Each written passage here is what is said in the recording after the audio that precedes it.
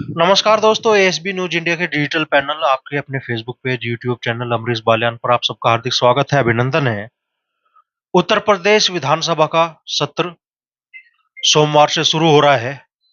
आज जहां एक तरफ मुख्यमंत्री ने सर्वदलीय बैठक बुलाई, राष्ट्रीय लोकदल विधानमंडल दल के नेता राजपाल बालियान जिसमें शामिल रहे, वहीं राष्ट्रीय लोकदल के सभी विधायकों के साथ एक ही टाइम पे दो मीटिंग थी। एक अखिलेश यादव जो नेता प्रतिपक्ष हैं, उनकी राष्ट्रीय लोकदल के विधायकों के साथ में, और उसी वक्त सर्वदलीय बैठक थी जिसमें राष्ट्रीय लोकदल की तरफ से विधानमंडल दल के नेता राजपाल बालियान मौजूद रहे। तो राष्ट्रीय लोकदल कल से जो विधानसभा सत्र शुरू हो रहा है, उनमें किन मुद्दों को आवाज देगा। और एक और बड़ी चीज थी कि आज समाजवादी पार्टी के मुखिया अखिलेश यादव के साथ में राष्ट्रीय लोकदल के विधायकों की जो बैठक होनी थी, उसमें गठबंधन से जुड़े भी कुछ मुद्दों पे चर्चा होनी थी। क्या चर्चाएं हुई और सदन में इस बार ऐसे कौन-कौन से मुद्दे हैं जिन्हें राष्ट्रीय लोकदल प्रमुखता के साथ उठाएगा, तो उसी बारे में हम जो रालोद विधायक हमारे साथ में मौजूद हैं उनके साथ चर्चा करेंगे। सबसे पहले विधानमंडल नेता राजपाल बालियान जी, तो विधायक जी आज मुख्यमंत्री से आपकी चर्चा हुई, किन विषयों पे बात हुई और विधानसभा में किन मुद्दों को आप लोग उठाएंगे? दरअसल मैं ये सर्वदलीय मीटिंग और ये कार्य मंत्रणा की मीटिंग, ये जब भी विधानसभा का सत्र चलता है उससे पहले ये मीटिंग ली ली जाती है और उसमें कोई सर्वदल का नेता कोई सुझाव दे रहा तो उसको उस सुझाव पे सरकार के लोग, मान लिया संसदीय कार्य मंत्री या मुख्यमंत्री रहते हैं तो मुख्यमंत्री जी उन बातों को मान भी लेते हैं और मना भी कर देते हैं। तो विशेष तौर से ये जो मीटिंग होती है, मीटिंग इसलिए होती है कि भाई ज्यादा से ज्यादा विधानसभा में चर्चा करो, कराओ, समय व्यस्त ना खराब करो और विधानसभा चलनी चाहिए और शांतिपूर्वक अपने मुद्दे रखने चाहिए। वे शांति की अपील करते हैं, सरकार की तरफ से शांति की अपील होती है कि भाई शांतिपूर्वक हाउस चलना चाहिए और उसमें अपने मुद्दों पर चर्चाएं होनी चाहिए, मांग रखनी चाहिए। आज विशेष तौर से एक विधायक जी ने बात रखी अगजी सुरक्षा और सीसी कैमरे, तो मुख्यमंत्री जी ने साथ के साथ हाँ, सुरक्षा भी राजनीतिक आदमी को मिलनी चाहिए और सीसी कैमरों की व्यवस्था होनी चाहिए। तो कुछ हैं ऐसे मुद्दे जो मान लेते हैं, कुछ ऐसे मुद्दे हैं जो अच्छा उसी में हम लोगों ने चर्चा करी, कहना है जी त्वरित योजना के तहत अपने विधायकों को आप दे रहे हैं हमारे, और विपक्ष के विधायकों को आप 1-1 करोड़ रुपए दिए कुछ को, वरना अधिक को नहीं मिले। तो तो उस पे वो टाल के बात संसदीय कार्य मंत्री जी का नाम लेकर। तो बहुत मुद्दे ऐसे हैं कि वो सुलह भी होते हैं, बहुत मुद्दे ऐसे हैं कि सरकार अपना काम करती है, विपक्ष अपनी डिमांड रखता है, लेकिन सर्वदलीय और कार्य मंत्रणा की मीटिंग एक सामंजस्य बनाने के लिए, हाउस को सामंजस्य तरीके से चलाने के लिए ये मीटिंग, जब भी हाउस आहूत किया जाता है तभी ये मीटिंग पहले दिन होती है। अच्छा, वैसे तो आप विधानसभा में चर्चा होगी, लेकिन क्या मुख्यमंत्री से आपकी चर्चा, जैसा अभी बाढ़ का बड़ा बुरा प्रभाव वेस्ट यूपी में पड़ा, दूसरे गन्ना भुगतान की समस्या है, क्या इन मुद्दों पर भी आज मुख्यमंत्री से कोई चर्चा हुई आपकी? मुख्यमंत्री जी से चर्चा हुई केवल आज बाढ़ और सूखा सूखा पे। वो जो चर्चा हुई गन्ने की, गन्ने के बकाया की, वो थोड़ा सा उसमें साइलेंट रहे, उसे तो हम हाउस में उठाएंगे। और ये सूखा बाढ़ की बात को ये समझते हुए चीफ मिनिस्टर ने कि भाई कुछ प्रदेश में 40-42 जिले उन्होंने ये बताया कि भाई सूखाग्रस्त हैं, बाकी में बाढ़ है। तो देखो इसमें चर्चा होगी, हाउस में डिमांड रखेंगे, विपक्ष मांग करेगा, किसानों को मुआवजा दिलवाने की बात करेगा। अच्छा, आप नेता विधानमंडल दल है तो राष्ट्रीय लोकदल विधानसभा में ऐसे कौन कौन से मुद्दे हैं जिन्हें प्रमुखता से उठाने वाला है इस बार?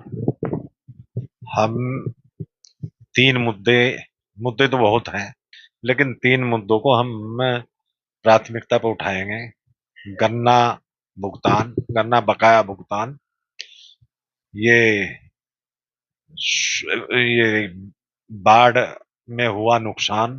हमारे यहाँ तो बाढ़ में नुकसान हुए हैं। मैं पूर्वी उत्तर प्रदेश में सूखा का नुकसान है।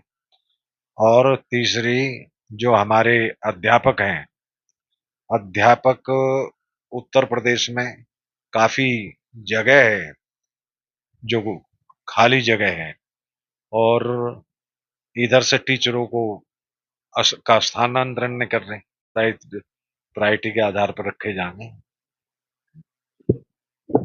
पुरकाजिया क्षेत्र के विधायक अनिल जी भी हमारे साथ में है और इनके साथ साथ राष्ट्रीय लोकदल के सभी विधायक, चूंकि इसी वक्त राज्यपाल जी मुख्यमंत्री जी के साथ बैठक में थे, तो राष्ट्रीय लोकदल के दूसरे सभी विधायक साथ बैठक कर रहे थे अखिलेश यादव जी के।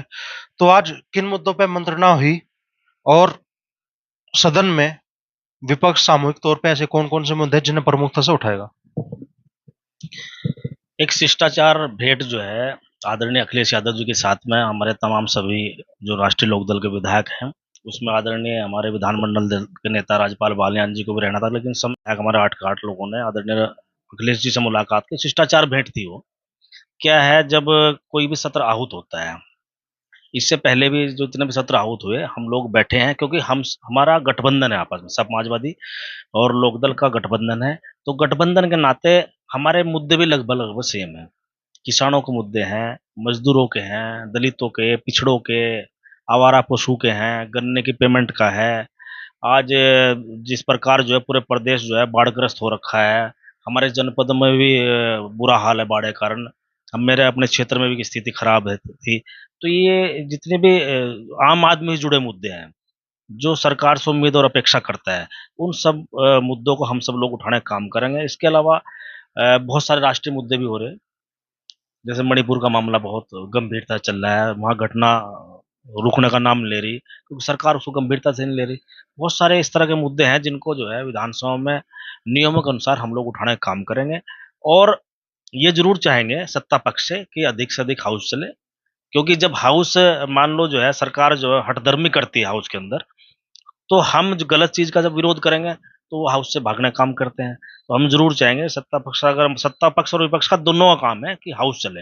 अगर हाउस चलेगा तो जनता के ज्वलंत ज्वलंत मुद्दे हैं जो जो हाउस के अंदर आने चाहिए ताकि उनका समाधान हो, तो उसमें दोनों लोगों की जिम्मेदारी है। सत्ता पक्ष जो है विपक्ष पर डाल देता है, जबकि विपक्ष जो होता है वो सरकार के लिए एक आईने का काम करता है। विपक्ष को हमेशा गलत सरकार को नहीं मानना चाहिए। कुछ भाई आपके आपके पास सारी इंटेलिजेंस है सरकारी, आपको उनके माध्यम से रिपोर्ट मिलती है, लेकिन विपक्ष को भी जमीनी हकीकत जो है हम लोगों को मालूम रहती है, हम लोगों को उठाने का काम करते हैं। सरकार को जो हमारी सही बात है उसको मानना चाहिए। तो अखिलेश जी के साथ इस शिष्टाचार भेंट में गठबंधन को लेकर भी बात हुई। नहीं, गठबंधन को लेकर देखो, हमारे जो नेता हैं आदरणीय जयंत चौधरी जी, वो तो उनके अधिकार क्षेत्र की बात है। बाकी ये है कि भाई दोनों दल जमीनी स्तर पर उतर के काम करे, ये जरूर बात हुई है। और करना, ये बात सही भी है भाई। हम राष्ट्रीय लोकदल के लोगों को भी जमीन पर उतर काम करना चाहिए, समाजवादी पार्टी के लोगों को भी जमीन पर उतर करना चाहिए, अब अपने संगठन को मजबूत करने का काम करना चाहिए। और जो व्यक्ति जिस समाज से जुड़ा हुआ है, मान लो मैं दलित समाज से जुड़ा हुआ हूँ, या और हमारे अन्य विधायक अलग अलग समाज से आते हैं, अपने समाज को भी अपने पार्टी संगठन से जोड़ने का काम करें, ताकि उसका फायदा हमें लोकसभा के चुनाव में मिले। तब हम सभी समाज के लोग अगर वोट लेंगे, तभी तो हम आगे फाइट करेंगे। तो ये छोटे-छोटे बातें हैं जो आई हैं वहाँ। अच्छा, एक चर्चा ये भी थी कि भाई राष्ट्रीय लोकदल के विधायक जाएंगे तो ये भी मुद्दा उठाएंगे कि हर चुनाव में जो सीटों का सामंजस्य है, जो बनने में फिर आप मतलब तात्कालिक तौर पे कि भाई चुनाव सामने है और तब चीजें फाइनल होती है, कि उन्हें समय रहते ही फाइनल किया जा, ये मुद्दा भी उठेगा इस बातचीत में। देखो ऐसा है ना, कुछ व्यावहारिक दिक्कतें रहती हैं गठबंधन में, ऐसा नहीं है।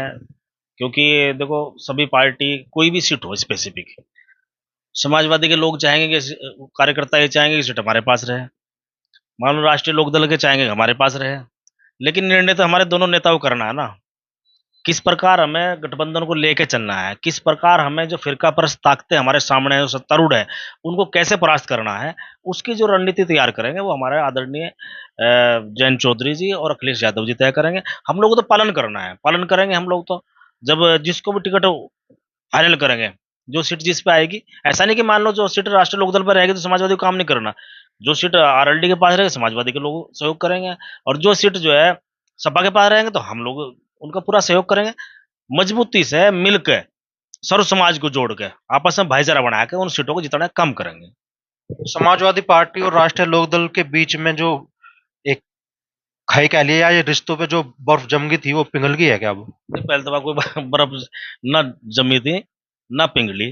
देखो एक बात सुनो, ये तो दो पार्टियां हैं, संगठन है, राजनीतिक संगठन है, भाइयों भाइयों में नहीं हो जाता आपस में कुछ, वो भी निपट जाए मामले। ये तो पार्टियां पार्टी पर अपने मुद्दों पर चुनाव लड़ती है, अपने मुद्दे रखते हैं। एक अब जो हमारा जो गठबंधन बना है नेशनल स्तर पे इंडिया, अब उसमें सभी पार्टियां बैठ के बात करेंगी, उसमें उसी में जो निर्णय होगा, जो भी रणनीति तय होगी, जो भी हमारे नेता तय करेंगे, हमें तो उसका पालन करना है।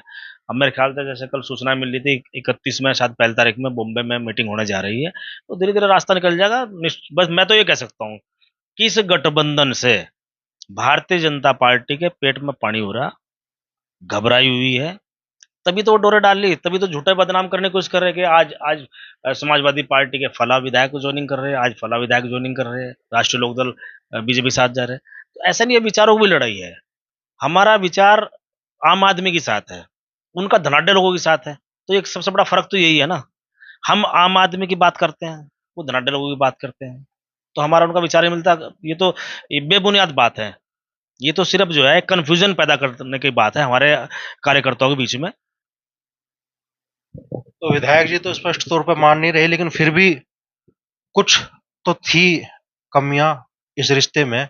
लेकिन आज लग रहा है, जिस हिसाब से बात कर रहे हैं कि भाई राष्ट्रीय लोकदल समाजवादी पार्टी चुनाव में भी मजबूती से उतरेगी, और कल जब विधानसभा सत्र शुरू होगा तो जनता से, किसानों से जुड़े मुद्दों को भी दोनों पार्टियां संयुक्त तौर पे मजबूती के साथ उठाएगी।